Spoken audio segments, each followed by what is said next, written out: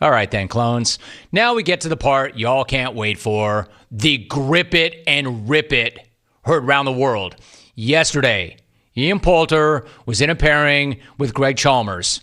Poulter wasted no time deploying the psychological warfare. Listen to this audio of Chalmers hitting his first drive on Sunday, and then listen for what comes directly after it from Poulter. Get that right over there. That's supposed to be more silent than that. And yes, third graders, that's exactly what you think that is. Chalmers hammering a drive, then Poulter hammering a biscuit. Get that right over there. That's supposed to be more silent than that. It's unmistakable. It's unmistakable. And especially after when Poulter asks, quote, "Did you get that? Did you get that?" Yeah, I know. I was listening for it again. Chalmers then says, "Stay over there. Isn't that supposed to be more silent than that?" Get that right over there. That's supposed to be more silent than that. Did you get that? As if anybody could miss that. The truly wild part is that Poulter's ass ripping was actually louder than Chalmers' drive.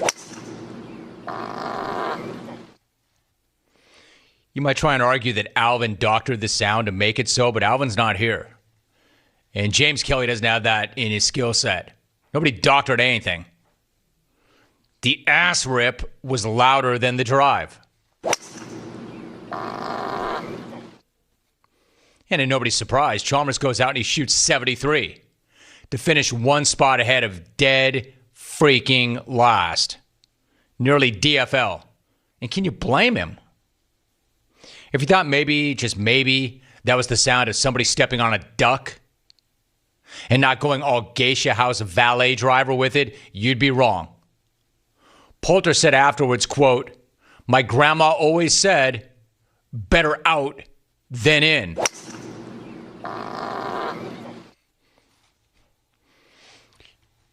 Hey, Ian, is that what your grandmother told you? Is that what you were thinking when you did that? It's the gentleman's sport, bro. My grandma always said, better out than in.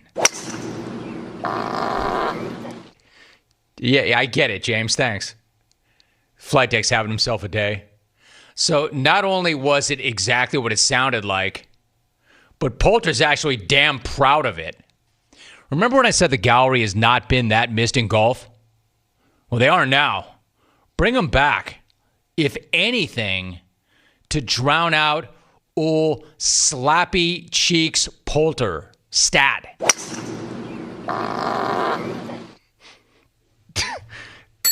I mean, yeah, thanks, James. Well played, Flight Deck. Touche, Flight Deck. I tipped the biggest hat ever to the biggest head ever for that. If there's a gallery, we don't know that. We don't hear that. That never happened. If there's a gallery. So there you go, clones. I gave you what you want. And like I said, if I always give you clones what you want, I will soon be a clone and not a host. But once in a while, I'll give you what you want. Mostly what you need. And what you need is less of that.